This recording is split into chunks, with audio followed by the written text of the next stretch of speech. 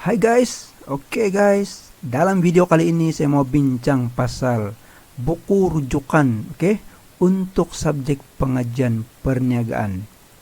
Oke guys, untuk makluman kamu, biasanya di tingkatan 6 ini tidak ada buku teks.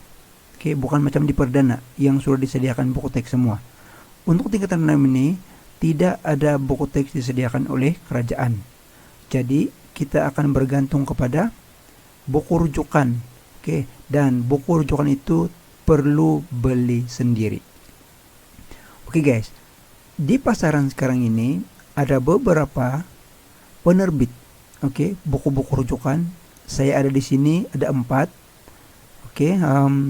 Jadi di sini nanti saya akan bincangkan apa-apa dia punya pro, apa-apa dia punya kontra untuk buku-buku rujukan ini. Saya pernah menggunakan keempat buku ini.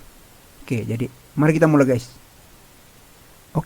Yang pertama di sebelah kiri ini ialah buku terbitan Ilmu Bakti. Ini Ilmu Bakti.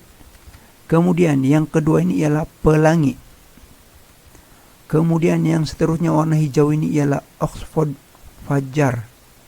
Dan yang terakhir ini ialah Sasbade. Kemungkinan dia punya kulit ini kalau kamu nampak di pasaran sekarang, lain sudahlah, so dia bertukar-tukar bersih kan. Tapi tidak masalah. Yang penting dia punya lambang penerbit ini masih sama. Dan biasanya penulis dia pun masih sama.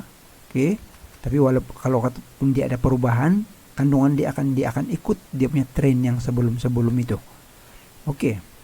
Jadi begini. Untuk buku-buku yang ini saya telah mengenal pasti beberapa dari ciri-ciri. Yang mana saya akan huraikan di sini. Dan saya akan bagi cadangan untuk mana satu kita mau beli karena sebab-sebab tertentu. Dan kamu boleh nilai sendiri. Yang pertama ialah Ilmu Bakti. Dari segi sebelum saya terlupa, ini sangat-sangat penting.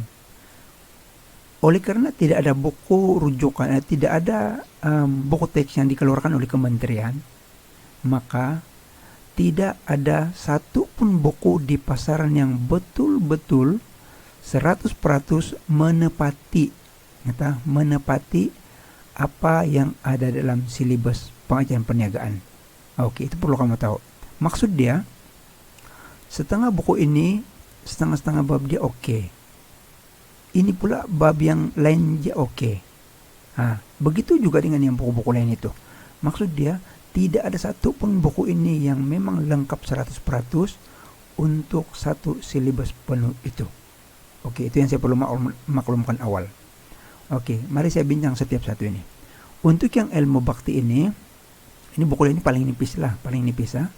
Dia punya kandungan dari segi silibus dan tajuk-tajuk, subtopik semua lengkap. Tetapi huraian dia agak pendek. Agak pendek. Tetapi huraian dia agak pendek. Tetapi dia punya kebaikan ialah fakta dia sangat-sangat direct. Huraian dia sangat-sangat direct. Jadi mudah untuk dibaca. Sebab dia semua tumpukan kepada poin-poin saja. Keburukan dia ialah huraian dia terlampau pendek. Jadi pelajar tidak ada rujukan untuk mau belajar dia punya huraian. Itu isu yang ini ya. Yang ini pula dia sederhana. Dia punya fakta lengkap, subtopik apa semua pun lengkap. Huraian dia lebih bagus daripada yang ini. Bukan lebih bagus, lebih panjang sedikit daripada yang ini. Dan dia agak tebal daripada yang ini. Harga tidak berapa pasti sudah, sebab ini keluaran yang lama ini. Mungkin harga sudah berubah. Jadi ini kalau dari segi ketebalan dan dia punya huraian lebih panjang daripada ini ya. Kemudian pergi kepada yang seterusnya. Saya tersalah susun. Sepertinya ini di sini nih. Tidak apa. Saya begini dulu. Yang ini pula Sasbade ini dia punya huraian sangat-sangat bagus. Lebih panjang daripada ini. Ini sebenarnya sangat-sangat bagus dia punya huraian. Oke, kemudian yang ini pula dia punya huraian sangat-sangat lengkap, sangat-sangat panjang berbanding yang ini. Jadi kalau saya kasih ranking, ini paling ringkas dia punya huraian, ini kedua sederhana, ini ketiga, dan ini keempat. Oke, sekarang kita pergi kepada pro dan kontra dulu. Ini dia punya kebaikan, dia punya kandungan sangat-sangat lengkap. Saya bilang tadi itu, segala dia punya poin dengan huraian pun sangat-sangat cantik. Oke, lebih kurang dengan ini pun juga. Oke, Sasbadi dan Oxford Fajar ini, dia punya masalah cabaran bagi saya. Apa yang saya nampak ialah bila huraian dia sangat-sangat panjang, maka sukar bagi pelajar untuk mencari mana satu huraian yang kata kunci dia. Itu. Dan bila dia punya huraian terlampau panjang, hanya beberapa orang pelajar saja yang suka membaca akan mampu membaca setiap demi setiap. Ini sangat-sangat tebal ini. Ini pun sangat-sangat tebal. Hampir sama dengan inilah. Tapi dari segi dia punya kebolehan untuk memahamkan kamu, sebenarnya sangat-sangat bagus. Yang ini sama yang ini. Oke, berbanding dengan ini. Ini untuk memahamkan kamu untuk belajar sendiri memang jauh sangatlah. Oke, saya balik lagi. Jadi pro di sini ialah ini sangat ringkas, mudah untuk mencari huraian sebab dia direct. Oke. Ini pula agak panjang dia punya huraian. Oke. Yang ini sangat panjang dia punya huraian berbanding yang ini. Dan ini pula sangat-sangat panjang dia punya huraian. Oke, jadi sekarang saya mau simpulkan. Oleh karena buku ini sangat-sangat panjang, cabaran dia ialah kita terpaksa ambil masa untuk mencari mana huraian yang sepatutnya kita ambil. Tapi penerangan dia cantik tau. Yang ini pun macam itu. Kita terpaksa mencari huraian dia. Oke. Jadi oleh karena itu saya mau simpulkan, saya akan gunakan buku yang ini untuk mengajar di kelas. Tetapi bahan-bahan saya nanti, tambahan-tambahannya saya nanti, saya akan ambil di sini, saya akan ambil di sini, dan saya akan ambil di sini. Oke, cuma asas untuk kita mau pakai ialah yang ini. Kenapa? Dia satu, penerangan dia agak bagus berbanding ini, tetapi tidak pula meleret-leret seperti ini dan ini.